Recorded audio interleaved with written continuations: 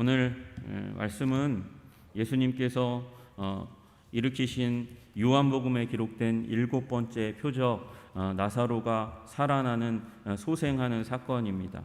나사로의 부활 사건이라기보다는 소생 사건입니다. 왜냐하면 나사로는 여기 다시 살아났지만 그 다음에 다시 죽을 사건이기 때문에 소생 사건이 맞습니다. 이 사건은 공간복음에는 기록되지 않고 요한복음에만 기록된 그런 사건입니다. 오늘 이 이야기를 시작할 때 사실은 11장부터 이렇게 11장 1절부터 시작하는 사건이거든요. 그런데 이 본문을 다 읽자고 하면 너무 길어요. 오늘도 줄여서 17절부터 시작했는데도 불구하고 이렇게 길게 봉독할 수밖에 없는 그런 구절입니다. 그런데 그 구절, 이 11장을 이 나사로의 소생 사건을 기록할 때에 이 사도 요한은 어떤 것부터 시작하냐면 이 나사로가 굉장히 중요한 인물이라는 것을 부각시키기 위해서 마르다와 마리아의 오라비라고 그렇게 이야기하면서 시작하고 있습니다. 그리고 심지어는 다음 장에 소개될 건데 2절에 보니까 이 마리아는 향유를 주께 붓고 머리털로 주의 발을 닦던 자요 이렇게 말씀하시면서 12장에 일어날 일을 먼저 얘기한다는 거예요. 이 얘기는 이미 신약의 저자들이 마리아를 이미 너무 잘 알고 있는 거예요. 그래서 먼저 얘기해도 사람들이 다 이해할 만한 유명 인사의 오라비다 이렇게 이야기하고 있습니다. 장소는 어디냐면 베다니에서 일어난 일이라고 그렇게 얘기하고 있습니다. 베다니는 예루살렘에서 동쪽으로 약 3-4km 정도 골짜기를 넘어서 있는 그런 마을입니다. 그곳에 예수님께서 이제 오시기 전에 마리아와 마르다가 사람을 보내는 것으로 먼저 그렇게 시작합니다. 그래서 11장 1절부터 18절까지의 내용은 뭐냐면 16절까지의 내용은 뭐냐면 보냈어요. 예수님께 사람을 보내서 예수님이 사랑하시는 자 나사로가 지금 죽어갑니다. 오셔야 되겠습니다. 그렇게 얘기하는 거거든요. 근데 예수님은 이상해요. 이틀 동안 더 머무르세요. 급한데 죽어가고 있는데 예수님이 빨리 가셔야 되는데 예수님은 이틀을 더 머무르시고 난 다음에 제자들에게 가자라고 얘기하시죠. 그런데 가자라고 얘기하시는데 제자들이 막아서요. 왜요? 방금 전까지 유대에 갔는데 유대에서 예수님을 돌로 쳐 죽이려고 했어요. 그래서 지금 갈릴리로 와가지고 지금 사역이 힘있게 10장 마지막 부분에 보면 예수님의 사역이 힘있게 일어나고 있는데 왜 거기 사지로 가십니까? 이 저기가 가득한 그 땅에 가십니까? 가지 마십시다 라고 얘기해요. 그랬더니 예수님이 살려야 된다고 가야 된다고 그렇게 말씀하세요. 그랬더니 디두모라 하는 도마 쌍둥이 중에 하나였던 그 도마가 얘기하기를 우리도 함께 주와 함께 죽으러 가자 그렇게 얘기하는 거예요. 비장한 결심을 가지고 베다니로 갑니다. 베다니로 갔더니 누가가 먼저 마중 나오냐 하면 마르다가 먼저 나왔어요. 먼저 나오면서 하는 얘기가 예수님이 여기 계셨더라면 내 오라비가 죽지 않았을 수 있는데 그러면서 안타까워하고 마음 아파하고 그 실망감을 그렇게 표현하는 거예요. 그런데 예수님께서 거기에서 아주 유명한 말씀을 하시잖아요. 나는 부활이요 생명이니 나를 믿는 자는 죽어도 살겠고 무릇 살아서 나를 믿는 자는 영원히 죽지 아니하리라 말씀하시는 그 말씀을 하세요. 그리고 또 약간의 침묵이 흐른 다음에 마르다가 사람을 보내서 마리아를 다시 불러옵니다. 마리아도 마찬가지로 예수님께서 이 자리에 계셨더라면 내 오라비가 죽지 않았을 텐데 그렇게 안타까움을 표현하십니다. 그 가운데서 예수님께서 분통이 터지는 그런 마음 가운데 들어가시고 울고 그렇게 곡하는 사람들을 바라보면서 불쌍히 여기시는 마음이 있었고요. 그리고 심지어 예수님이 영어 성경으로 헬라어 성경으로 가장 짧은 구절 예수님께서 우셨다 35절에 예수께서 눈물을 흘리시더라라는 아주 유명한 구절이 나옵니다. 그리고 예수님께서 이제 장소를 옮기셔서 마르다와 만났고 마리아와 만난 다음에 그 다음에 이제 무덤 앞에 가셔서 큰 소리로 주님께 이 나사로에게 외칩니다. 외치기 전에 예수님께서 기도하시는데 아주 재미있는 기도예요. 이미 내 기도를 하나님 들으신 줄 믿습니다. 그런데 내가 지금 기도하는 건 주님께 다시 요청드리기 위해서가 아니고 지금 이 사람들이 이 나사로의 소생의 사건이 기도로 말미암아 나를 통하여 일어나는 일임을 사람들이 알게 하도록 하기 위함입니다. 그렇게 예수님께서 말씀하시고는 나사로야 나오너라 말씀하시니 나사로가 이 무덤으로부터 나왔다 이렇게 말씀하고 계십니다. 여러분, 저는 이 말씀을 통해서 여러분과 제가 영적인 진리, 하나님께서 우리를 다스리는 방법에 대해서 좀 나누고자 합니다. 먼저는 우리가 기억해야 될 것이 있습니다. 우리는 죽음을 회피해서는 안 됩니다. 죽음을 직면해야 한다는 것입니다. 죽음은 필연적인 것이죠. 죽음에 관한 통계가 아주 인상적이다. 한 사람 중에서 한 사람이 반드시 죽는다. 무슨 얘기죠? 모두 다 죽는다는 얘기죠. 버나드 쇼라는 그런 언론인이 얘기한 것입니다. 우리가 알고 있지 않습니까? 사람은 반드시 죽습니다. 죽음은 피할 수 없는 현실입니다. 죽음을 피할 수 없다면 죽음에 대해서 미리 생각하고 미리 준비해야 합니다. 죽음이라는 문제를 깊이 생각해야 인생을 비로소 가치 있고 값있게 살 수 있습니다. 죽음을 생각하면 죽음은 매정합니다. 죽음을 우리는 미화하려고 합니다.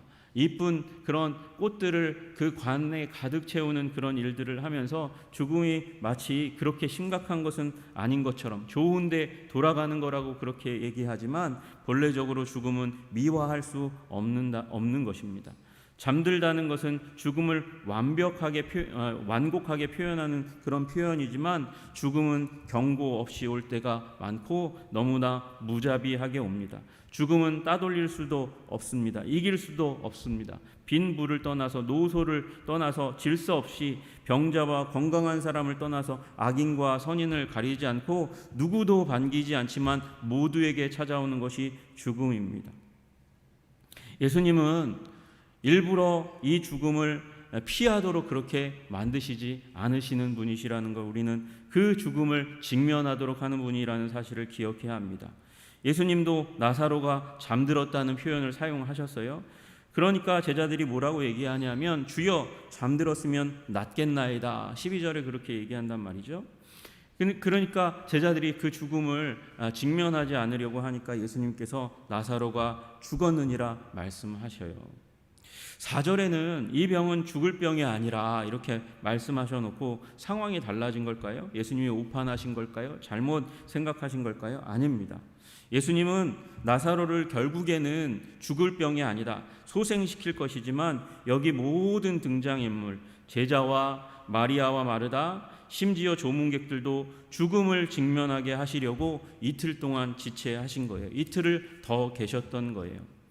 베다니에서 지금 예수님은 갈릴리에 계시거든요. 약 40km 떨어진 곳에 지금 그 세례 요한의 첫 세례터 부근에서 사역하고 계시는 거예요. 그러니까 마르다와 마리아가 메신저를 보내는데 아마 그 메신저가 40km 갔으니까 하루가 걸렸을 거고요. 그리고 예수님이 이틀을 지체하셨어요. 그리고 예수님이 이제 그곳으로부터 베다니로 오시는데 하루가 걸렸으니까 총 4일이에요. 여기 나와 있는 대로 이 나사로가 죽은 지 사흘이 되어서 썩는 내가 심하게 났다 그렇게 얘기하는 게 그렇게 설명이 되는 거죠. 여러분, 장례가 나면 이스라엘은 우리와 비슷하게 3일장을 지냅니다. 3일장을 3일의 시간을 굉장히 중요하게 여깁니다. 가족이 죽으면 옷을 찢고 애국하는 시간을 가지고요. 그리고 당일날 시체를 물로 씻고 향유로 적신 세마포로 싸서 그리고 무덤에다 안치합니다. 왜요? 기후가 덥기 때문에 빨리 부패가 진행되니까요. 썩는 냄새가 나니까요. 그리고 시체는 부정한 것이니까 빨리 무덤에다 갖다 놓습니다. 그리고 3일의 시간을 기다립니다. 3세기 유대교 문헌에 발견된 것에 따르면 이런 글귀가 있어요. 죽은 자의 영혼은 혹시라도 몸에 다시 들어가기를 바라며 사흘 동안 시신 곁에 머물다가 부패가 시작되면 희망을 버리고 떠난답니다. 그렇게 기록되어 있다는 거예요. 여러분, 나흘이 지나면, 그러니까 3일이 지나고 나흘째 되면 죽음이 확정되는 겁니다. 다시는 돌이킬 수가 없는 것입니다. 완전히 끝난 거예요. 시신 썩는 냄새가 진동하기 시작하게 되었습니다. 죽음 깊숙이 나사로가 들어간 거예요. 여러분, 예수님은 이 죽음을 경험하게 하시고 또 죽음의 이 경계선에서 죽음을 통감하도록 만드시는 하나님이세요. 나사로를 소생시킬 계획을 가지고 오셨지만 예수님은 나사로의 죽음 앞에서 웃음과 미소로 여유를 부리지 않으세요.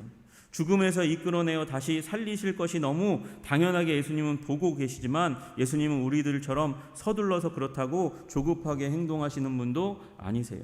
서둘러서 신유의 은혜를 경험하고 질병과 죽음에서 서둘러서 놓이게 되고 죽은 후에 바로 다시 살아나면 죽음이 너무 가벼워져요. 죽음을 가볍게 다루면 생명도 가볍게 취급하게 되는 겁니다. 다시 살아난 다음에 다시 죽게 되는데 인생이 고귀한 만큼 죽음이 무겁게 다루어지지 않는 그 비극 가운데 들어가도록 하지 않기 위해서 예수님은 기다리셨어요.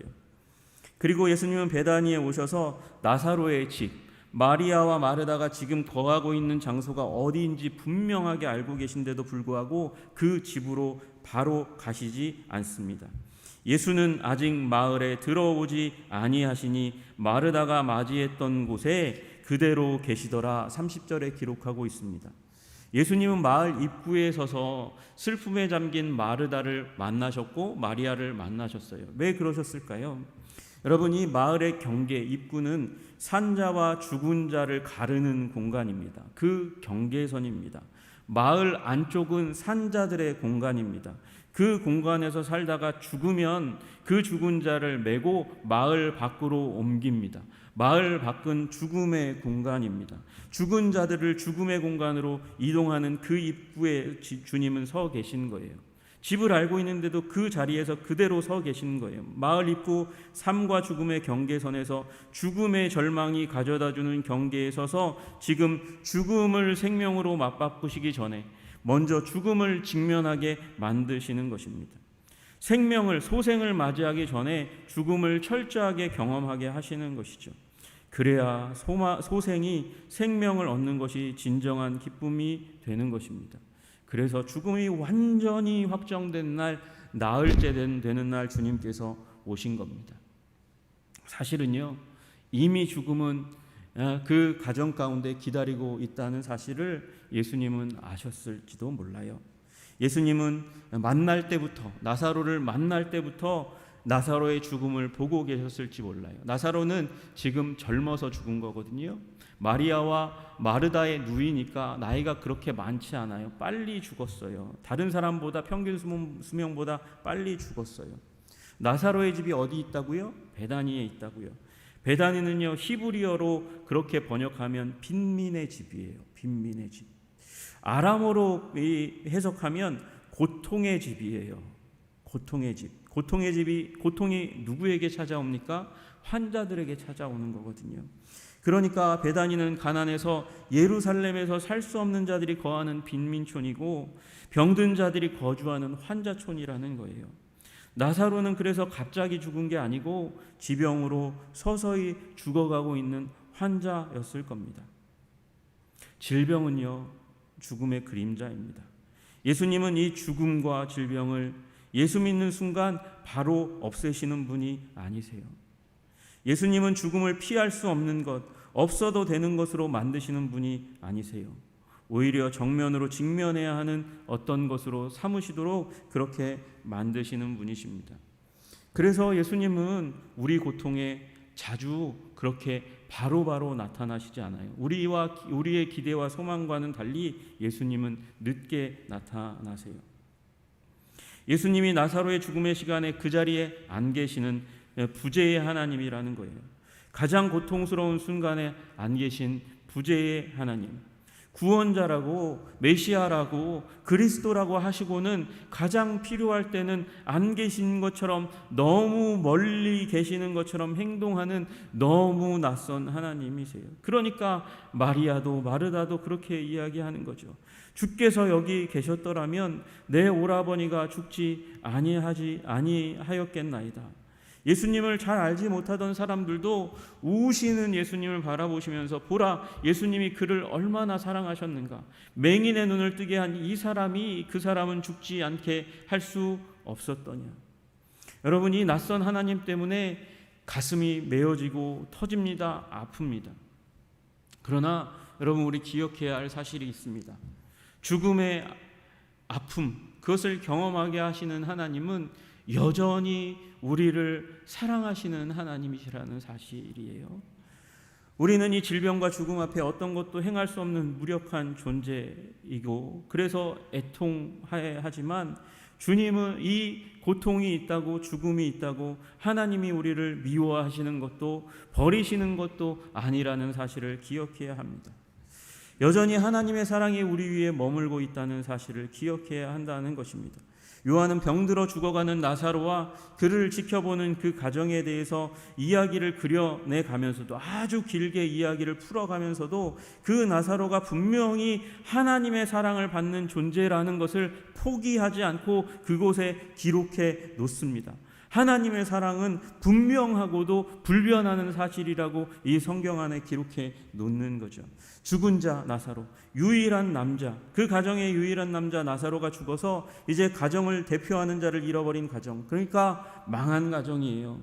질병이라면 곧 하나님의 징계로 해석하는 사회 속에서 망한 가정의 마리아와 마르다에 대해서 예수님은 분명히 통분히 여기면서 아파하면서 그 사랑하고 있다는 사실을 포기하지 않고 기록해 놓으십니다. 주여 보시옵소서, 사랑하시는 자가 병들었나이다. 본래 마르다와 그 동생 나사로를 4절에 보시니까 사랑하시더니, 여러분 이 사랑은 아직도 포기된 게 아니에요.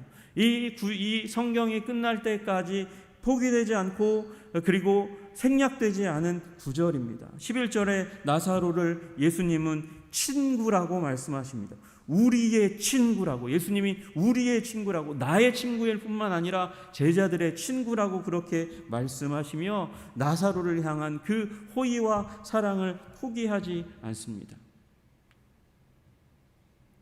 사랑하지 않는 것을 위해서 눈물을 흘리는 사람이 있습니까? 우리는 남의 집게가 죽는 것, 그것으로 인해서 별로 슬퍼하지 않습니다. 우리 가족 넘어서 아주 멀리 있는 사람 때문에 애통하고 애곡하지 않습니다. 우리는 우리가 사랑하는 사람, 사랑하는 존재의 소멸과 부재로 인해서 가슴 아파하고 눈물 흘리고 애곡하고 애통합니다. 유대인들이 말합니다. 보라, 그를 얼마나 사랑하셨는가. 그래서 예수님은 나사로를 사랑했기 때문에 33절에 비통히 여기셨고 38절에 비통히 여기셨고 33절에 불쌍히 여기셨고 35절에 눈물을 흘리셨습니다. 여러분, 이 비통히 여기다라는 말은 엠브리마오마이라는 단어예요. 크게 분노하는 거예요. 예수님은 그저 평정심 가운데 다시 살리실 건데 뭘 그렇게 분통을 터뜨리시냐고요.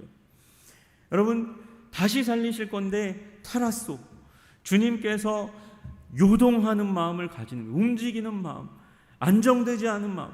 하나님은 온 세상을 안정시키시는 분인데 이 나사로 사랑하는 자의 그 죽음을 보시고 마음이 휘저어졌대요. 뒤흔들어졌대요. 움직이셨대요. 그리고 눈물을 흘리셨대요. 여러분, 우리는 가끔 주님께 좌절할 때가 있어요. 실망할 때가 있어요. 내 기도 제목이 이기적인 것도 아닌데, 심지어 순수한 건데 내가 정말 이해할 수 없는 방식으로 일이 진행되는 거예요.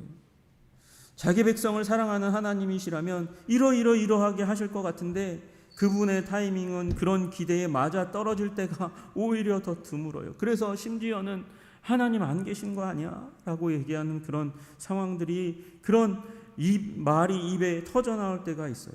중요한 일에 필요한 그 하나님의 공급이 너무 쪼달리거나 늦게 와요. 악한 사람은 돈을 너무 잘 버는데 선한 사람은 질병에 걸려요. 죽기까지 해요. 그분의 타이밍에 당황해요. 하시는 일에 당황해요. 그러나 오늘 본문에서처럼 고쳐달라는 기도에 하나님이 즉각적으로 응답한다면 아무도 죽지 않을 겁니다. 병들고 다치고 지치고 쇠하는, 그러면 그냥 낫기만 하면 병들고 지치고 다치고 쇠하는 육체에 우리는 영원히 갇히는 존재가 될 거예요. 우리는 고쳐달라는 기도를 결코 포기하지 않을 거니까요. 질병에 걸렸다가 다시 건강하게 되고 부상에 걸렸다가 다시 회복되는 롤러코스터 타는 인생이 계속될 거란 말이죠.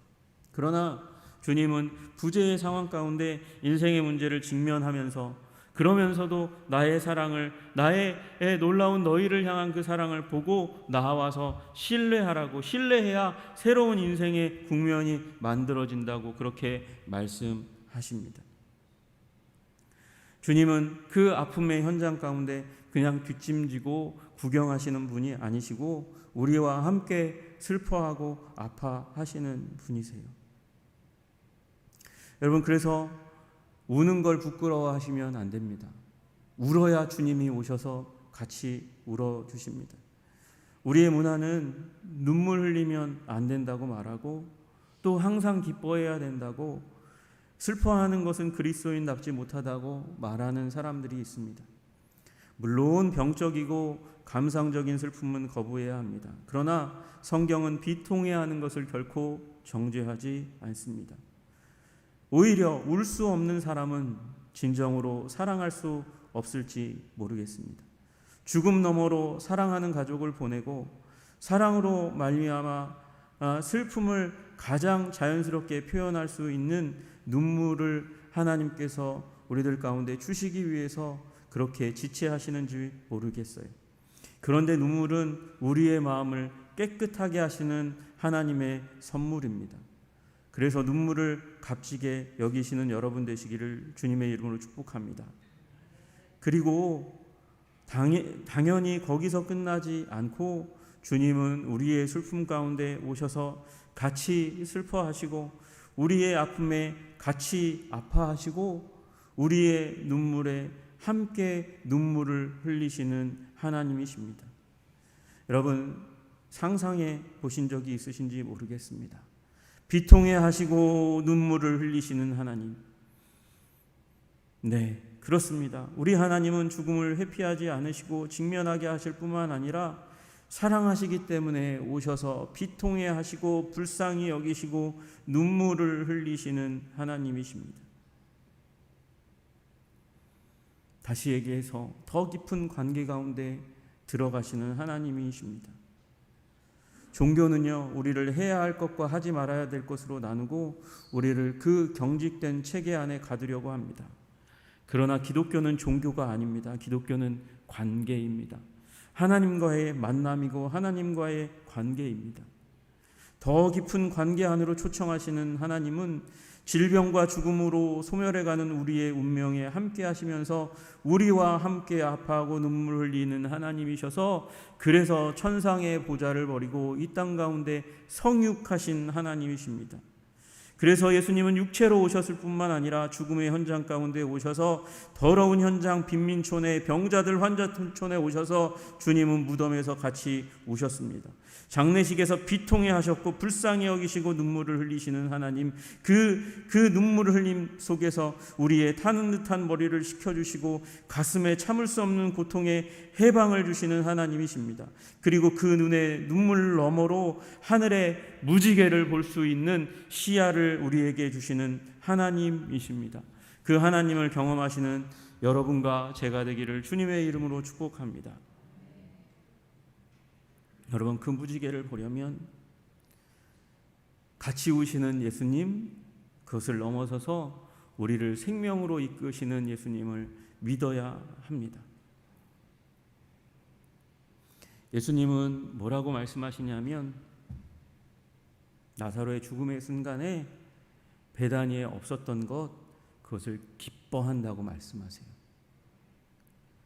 15장 앞절에 보니까 15절 같이 한번 읽어보실까요?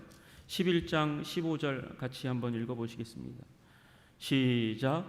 내가 거기 있지 아니한 것을 너희를 위하여 기뻐하노니 이는 너희로 믿게 하려 함이라. 그러나 그에게로 가자 하시니.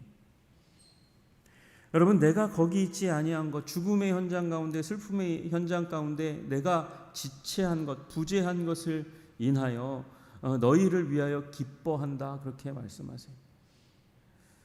예수님이 사랑하는 나사로를 치유한다 해도 나사로는 다시 죽을 거기 때문에 나사로에게 주저함 없는 은혜, 즉각적인 사랑을 베푸셨어도 아마 나사로는 영생을 얻는 사람이 되었을 거예요.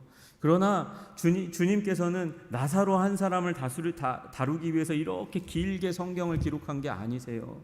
누구를 다루고 계신가요? 15절에 이는 너희로 믿게 하려 함이라. 우리 오고 오는 모든 세대를 믿게 하려고.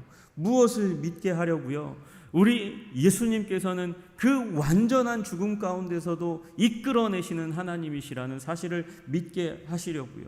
죽은 지 사흘이 되어서 썩는 냄새가 진동하는 완전한 죽음의 세계에 갇혀있는 나사로를 말 한마디로 나사로야 일어나 나오라고 말씀하시는 그 말 한마디로 일어나 나오게 하시는 죽음과 절망을 넘어서는 생명과 부활의 하나님이라는 사실을 깨닫게 하시려고 주님께서 이렇게 질질 끌고 부재하셨다는 거예요.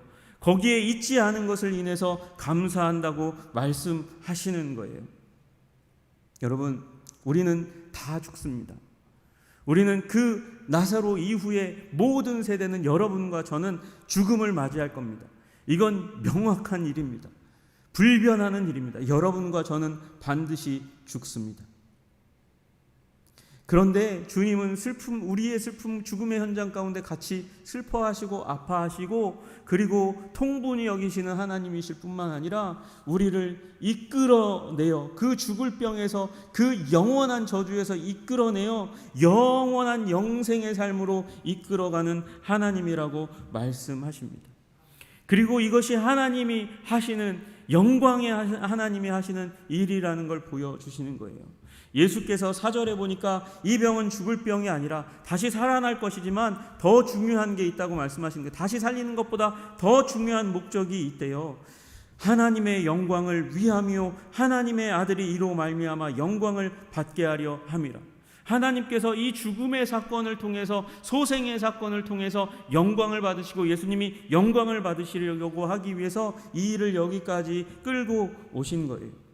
여러분, 우리는 다 병들고 그 결과로 말미암아 죽을 겁니다. 그 강력한 무게감이 우리를 짓누르고 인생을 살아가게 만듭니다. 그러나 예수님께서 이 완벽한 죽음의 현장 가운데 오셔서 선포하시는 거예요. 나는 부활이요 생명이다. 나는 부활이요 생명이다 말씀하십니다.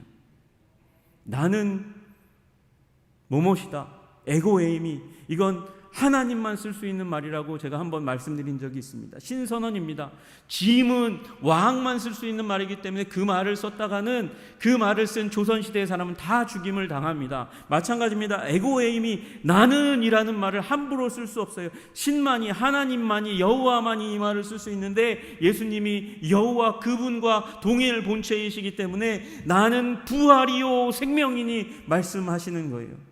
나는 부활이요 생명이니 죽어도 살겠고 죽은 자도 살아나는 일이 일어난다 라고 말씀하시는 것이죠. 죽은 자 나사로를 무덤 가운데 완전한 죽음 가운데 있는 그 죽은 시체를 말 한마디로 그 죽음 가운데서 이끌어내는 능력의 하나님이라는 거예요.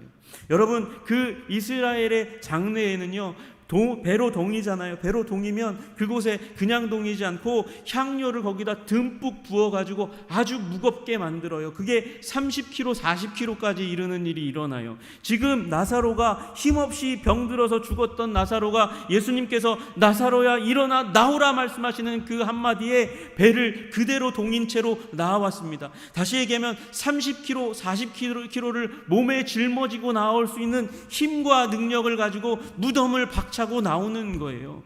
여러분, 주님께서는 영생의 주님께서는 우리에게 생명의 주님이라는 사실을 알려주기 위해서 죽은 자들 가운데서 나사로를 일으켜 내어 보내신 줄로 믿으시기를 주님의 이름으로 축복합니다. 그런데 주님께서 정말 원하시는 건 뭘까요? 나는 부활이요 생명이니 부활의 주님일 뿐만 아니라 생명의 주님이라는 사실을 우리에게 알게 하시기 원하시는 거죠. 생명의 주님, 생명이 우리들 가운데 들어오면 그 생명이 우리 모든 삶 가운데 있는 무가치와 무의미를 쫓아내고 하나님께서 그 생명력으로 의미와 기쁨과 생명력으로 가득 찬 환희의 삶을 살 수 있다고 말씀하시는 거예요. 그래서 죽어도 살겠고 무릇 살아서 나를 믿는 자는 영원히 죽지 아니하리라.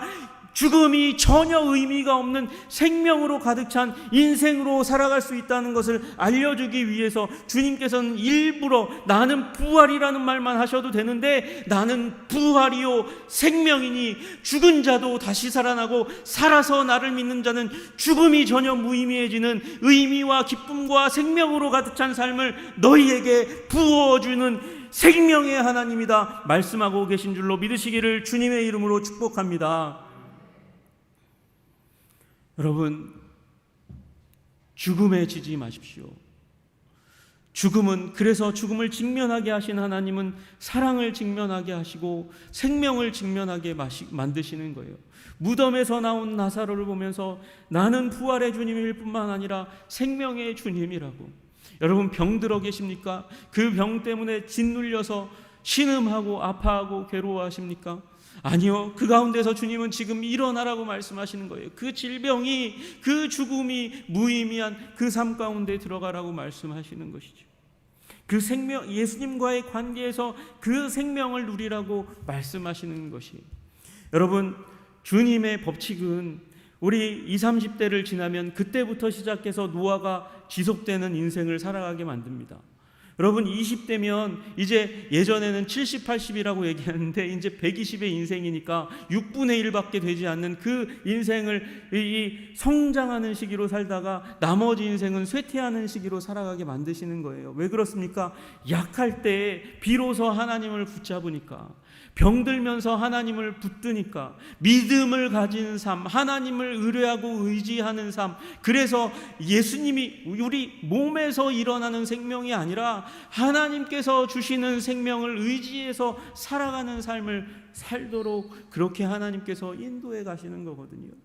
그런데 그 인생을 다른 것으로 채우려 하는 거예요. 인간들이 물질로 채우고 하나님 아닌 다른 관계로 채우고 하나님 아닌 다른 우상이 나에게 복을 줄 것처럼 우상 앞에 나아가서 절하고 복을 구하는 인생으로 헛되게 살아가도록 그렇게 사람들이 충동하며 자기의 인생을 이끌고 가는데, 주님은 그 인생 가운데 해결책을 주시는 것이죠. 나는 부활이요 생명이니 나를 믿는 자는 죽어도 살겠고 무릇 살아서 나를 믿는 자는 영원히 죽지 않는다고.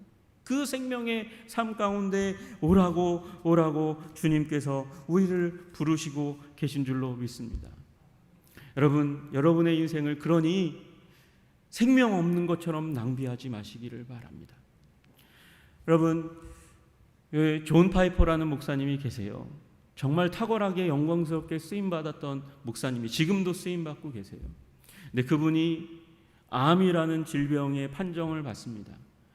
근심하고 신음하고 아파합니다. 그 질병이 얼마나 무서운 병인지 여러분도 저도 잘 알고 있잖아요. 그런데 존 파이퍼 목사님이 어떤 목사님이냐면 기독교 희락주의를 외치는 분이세요. 우리가 하나님을 가장 기뻐할 때 하나님을 가장 영광스럽게 한다고.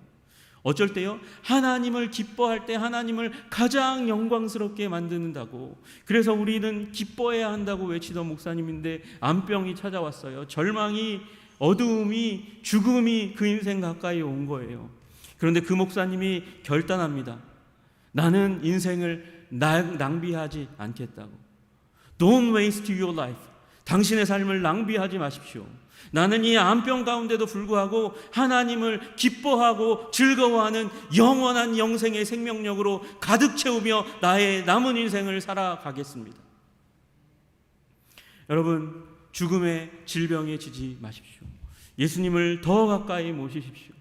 부활이요 생명의 주님이 우리의 병들었음에도 불구하고 죽음이 가까워옴에도 불구하고 우리를 더욱더 강력한 생명력 가운데 채우시고 낭비하지 않도록 남은 인생을 생명과 기쁨으로 채우실 줄로 믿습니다. 나는 부활이요 생명이니. 이 사실을 믿게 하기 위해서 주님은 오늘도 여러분의 인생 가운데 다가오고 계십니다. 기도하겠습니다. 주님, 오랫동안 주님을 바라보고 구했지만 응답하시지 않는 것 같은 그런 상황 가운데 나사로의 죽음과 그 가정 가운데 있었던 것처럼 부재하시는 하나님, 안 오시는 하나님 때문에 괴로워하고 있지는 않았습니까? 하나님, 우리의 기도 제목이 아니라 우리 안에 부활이요 생명이신 그 주님, 우리를 여전히 사랑하시는 그 주님을 바라보게 해 주시옵소서. 우리의 문제가 아니라 우리의 관계 안에서 영원한 기쁨을 쏟아부어 주시는 그 하나님을 바라보며 나아가는 우리 한 사람 한 사람이 될 수 있도록 주님 도와주시고 인도하여 주시옵소서. 주님 붙들어 주시옵소서. 예수 그리스도 이름 받들어 기도드리옵나이다. 아멘.